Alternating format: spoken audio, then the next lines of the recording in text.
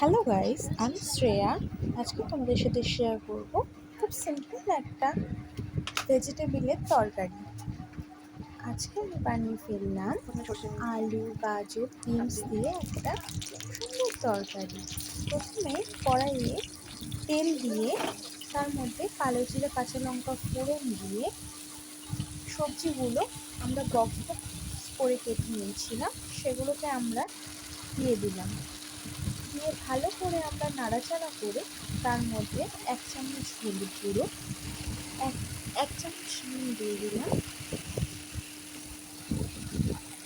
এরপরে ভালো করে নাড়াচাড়া করে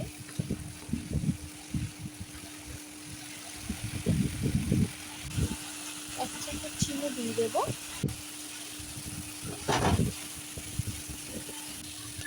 এরপরে আমরা জল অ্যাড করে একটু নেড়ে চেড়ে ঢেকে দেব, ঢাকা খুলে। এরপরে আমরা সার্ভ করব সুন্দর সুন্দর ভেজিটেবিলের তরকারি।